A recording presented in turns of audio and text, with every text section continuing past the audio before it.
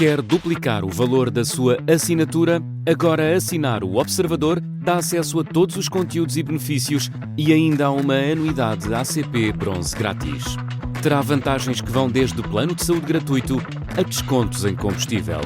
Esta é uma assinatura que vale por duas. Assine hoje em observador.pt com 45% de desconto. Ora.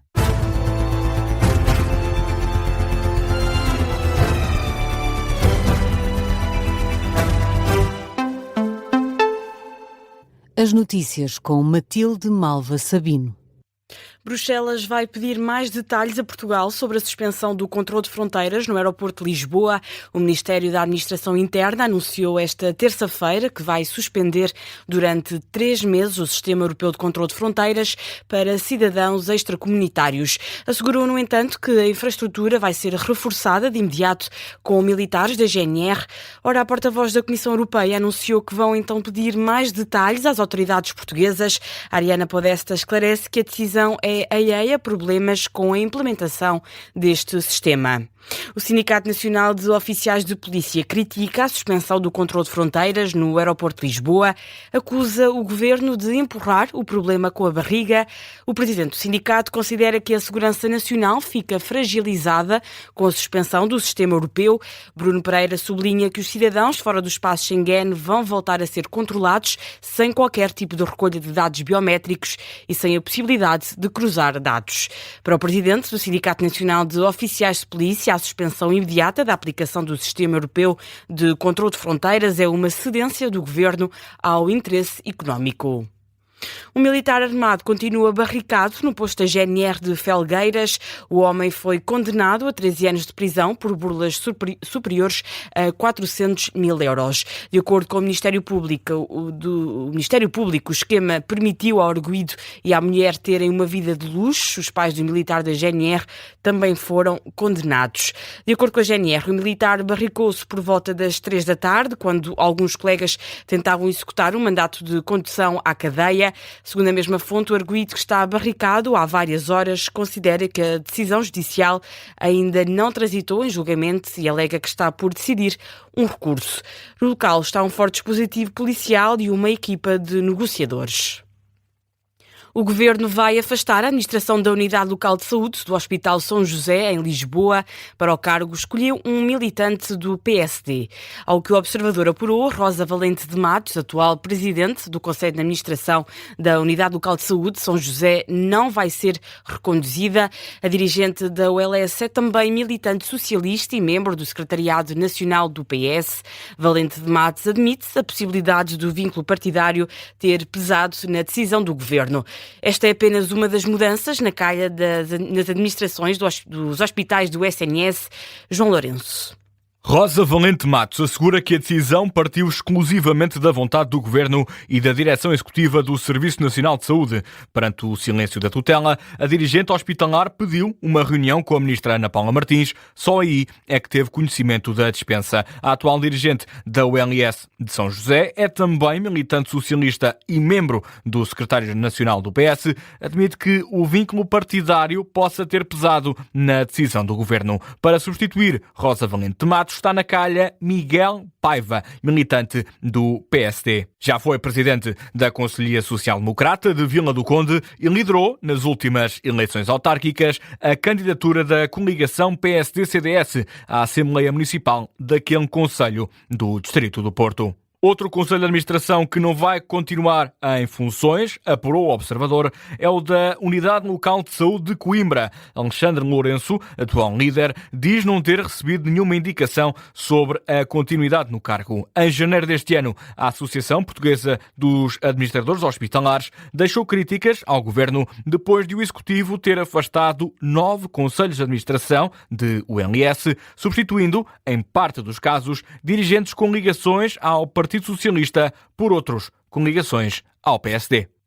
O jornalista João Lourenço, com as alterações dentro dos conselhos de administração dos hospitais públicos, o Observador questionou o Ministério da Saúde sobre o que motivou a mudança na administração da ULS de São José e que outras substituições de conselhos de administração de ULS estão previstas.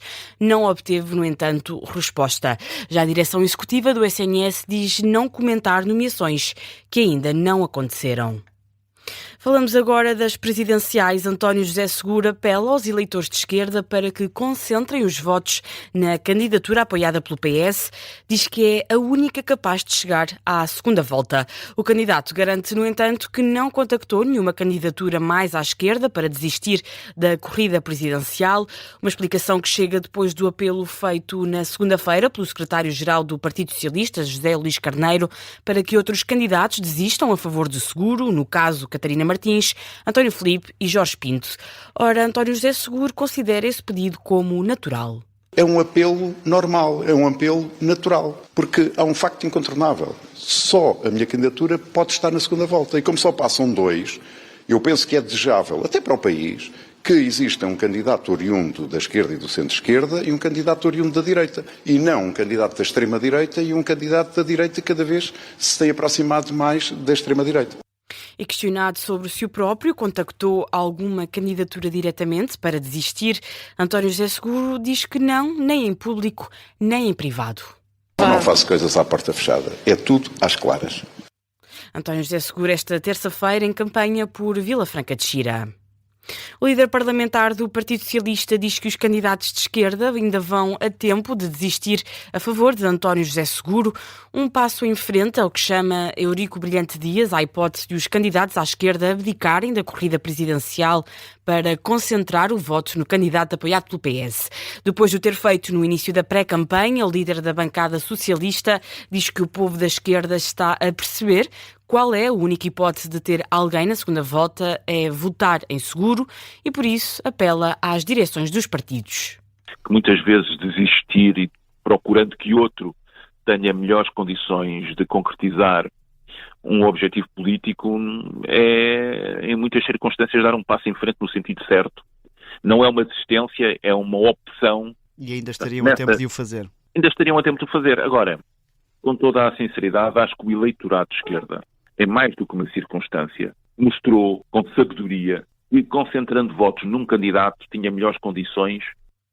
Eurico Brilhante Dias em entrevista ao sofá do Parlamento na Rádio Observador. O líder parlamentar do PS pede humildade ao Governo e a António Leitão Amaro na revisão da Lei da Nacionalidade. Eurico Brilhante Dias afasta uma indicação conjunta dos juízes para o Tribunal Constitucional com o Chega e prefere testar outra solução aritmética. O PS tem toda a disponibilidade para fazer com o PSD, como fez sempre na sua tradição, as conversas necessárias para termos um equilíbrio no Tribunal Constitucional, e isso é possível fazer, aliás, alargando essa discussão a um espectro em que outros partidos também democráticos devem participar para uma nova configuração de 2/3. Esta ideia de que tudo tem que passar por incluir a extrema-direita é uma opção que eu não partilho e que nós não partilhamos. O líder da bancada do PS, em entrevista ao Observador, sobre a demora do Parlamento em eleger juízes para o Tribunal Constitucional e também para o Conselho de Estado.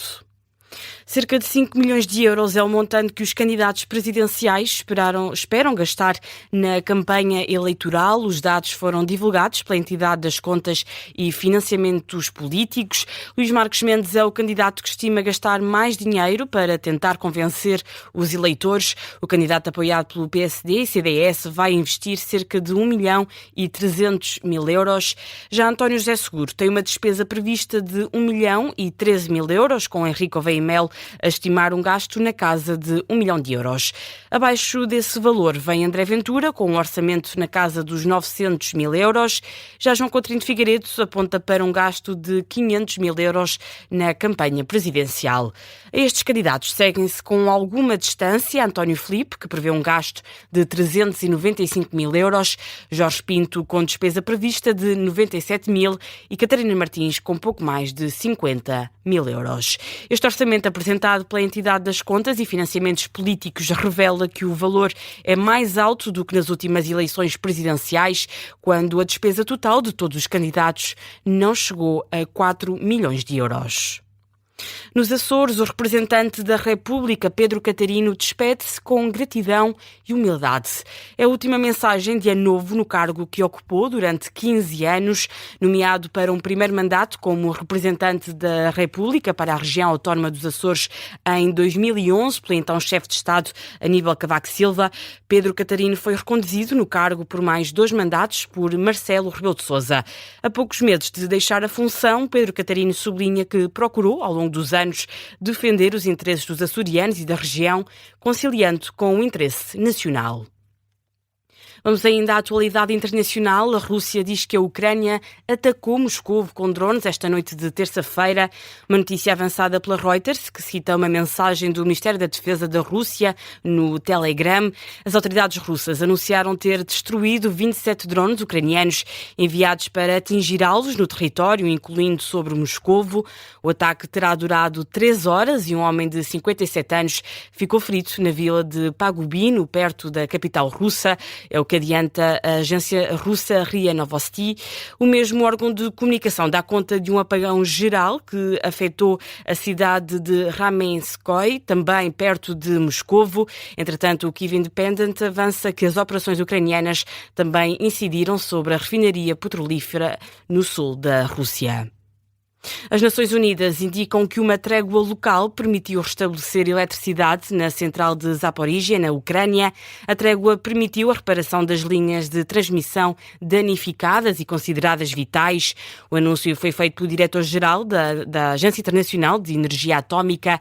Em comunicado, Rafael Grossi explica que os técnicos concluíram reparações cruciais nas linhas de transmissão próximas da central, realizadas com garantias de segurança dadas por ambas as partes, ao abrigo de um cessar-fogo local e temporário, mediado pela agência que integra o sistema da ONU. Esta foi a terceira vez nos últimos meses que acordos de trégua negociados e monitorizados pela agência permitiram a religação de linhas essenciais para a segurança nuclear. Notícia de fecho deste jornal. A informação regressa à 1h30. Até já.